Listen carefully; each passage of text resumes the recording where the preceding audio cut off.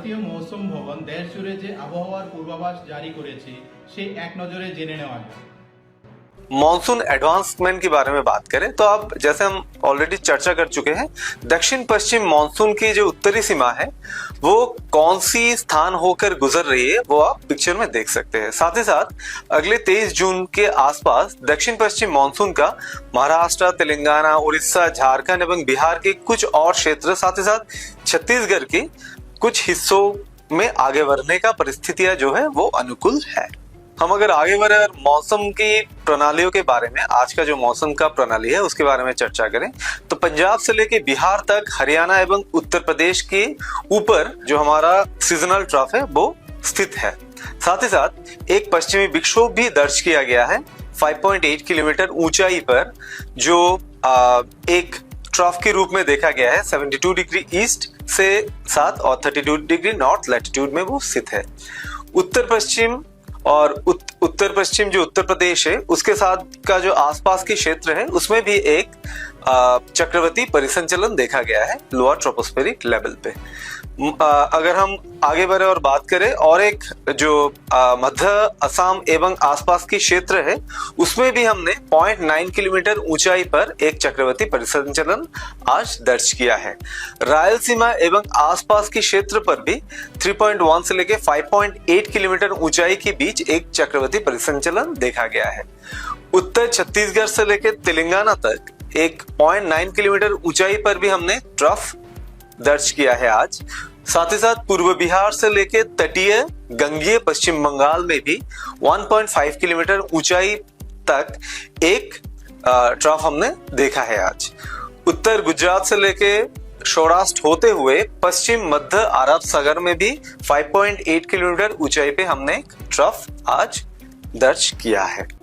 अगर हम आगे बढ़े और अगले 7 दिनों तक वेदर वार्निंग है उसके बारे में चर्चा करें, यहाँ पर आप देख सकते हैं हमने डे 1 के लिए जो उत्तर पूर्व भारत का राज्य है असम, मेघालय, अरुणाचल प्रदेश, साथ ही साथ जो साउथ हिमालयन वेस्ट बंगाल है उसमें भी हमने रेड वार्निंग जारी किया है अत्यंत भारी वर्षा के लिए। साथ ही साथ अगर पूर्व भारत का राज्य देखें जैसे अरुणाचल प्रदेश, जैसे उड़ीसा हो गया, फिर गंगीय पश्चिम बंगाल हो गया, झारखंड, छत्तीसगढ़, इन सारे राज्यों पे, साथ ही साथ कोस्टल आंध्र प्रदेश, तटीय जो आंध्र प्रदेश है, तेलंगाना है, रायलसीमा है, इन सारे क्षेत्रों पर हमने थंडरस्टॉर्म, लाइटनिंग और 50 से 60 किलोमीटर प्रति घंटे की तेज हवाओं की बने रहने की संभावना है, इसलिए हमने ऑरेंज वार्निंग जारी किया है इन सारे क्षेत्रों के ऊपर। साथ ही साथ अगर आप हीट वेव और वार्म नाइट और हॉट एंड ह्यूमिड के बारे में बात करें तो आप देख सकते हैं यहाँ पर उड़ीसा के ऊपर हमने हीट वेव जारी किया है। साथ ही साथ छत्तीसगढ़, विदर्भ, तेलंगाना, साथ ही साथ जो पूर्व उत्तर प्रदेश, बिहार है, इन सारे क्षेत्रों पर भी हमने आज के लिए हीट वेव जारी किया है। वार्म नाइट का जो कंडीशन है वो विदर्भ के ऊपर बने रहने की संभावना है आज के दिन।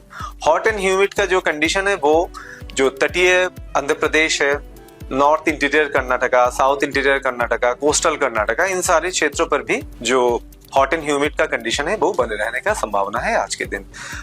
जो मराठवाड़ा और मध्य महाराष्ट्र है उसमें भी हमने हीट वेव का वार्निंग जारी किया है डे 1 के लिए। आगे बढ़े अगर डे 2 के बारे में अगर हम चर्चा करें तो आप देख सकते हैं जो उत्तर पूर्वी भारत का राज्य है असम, मेघालय, उसमें हमने एक्सट्रीमली हेवी रेनफॉल के लिए रेड वार्निंग जारी किया है। अरुणाचल प्रदेश, देन सब हिमालयन वेस्ट बंगाल, उसमें भी हमने ऑरेंज वार्निंग जारी किया है वेरी हेवी रेनफॉल के लिए। साथ ही साथ अगर देखें बिहार, झारखंड, उड़ीसा और राजस्थान, इन सारे क्षेत्रों में हम थंडरस्टॉर्म, लाइटनिंग, 50 से 60 किलोमीटर प्रति घंटा के साथ हवा और moderate to severe lightning activity के लिए हमने ऑरेंज वार्निंग जारी किया है। साथ ही साथ धूल भरी आंधी होने का भी संभावना है 22 जून को पश्चिम जो राजस्थान है उन क्षेत्र के ऊपर। अगर आप देखें कि वार्म नाइट और हीट वेव की कंडीशन, तो सीवियर हीट वेव और वार्म नाइट का कंडीशन विदर्भ के ऊपर 22 जून को भी बनी रहेगी। साथ ही साथ पूर्व जो मध्य प्रदेश है, पूर्व उत्तर प्रदेश, छत्तीसगढ़, तेलंगाना, इन सारे क्षेत्रों पर भी हमने 22 जून को भी हमने जो हीट वेव कंडीशन है वो बरकरार रहने का संभावना है, इसलिए हमने येलो अलर्ट जारी किया है। अगर डे 3 के बारे में बात करें 23 जून को, तो आप देख सकते हैं वेरी हेवी रेनफॉल के लिए हमने उत्तर पूर्वी भारत का जो राज्य है असम, मेघालय, अरुणाचल प्रदेश, उसके लिए हमने ऑरेंज वार्निंग जारी किया है। और भारत के बाकी क्षेत्र पे जहां जहां पर येलो कलर दिया हुआ है वहां पर हम एक्सपेक्ट कर रहे हैं कि थंडरस्टॉर्म, लाइटनिंग, साथ ही साथ 40 से 50 किलोमीटर प्रति घंटे के साथ हवा बहने की संभावना है 23 जून को। अगर आप दक्षिण भारत की तटीय पश्चिम जो तटीय राज्य है उसमें अगर देखें तो वहां पर भी हेवी रेनफॉल होने का संभावना है, इसलिए हमने येलो अलर्ट जारी किया है।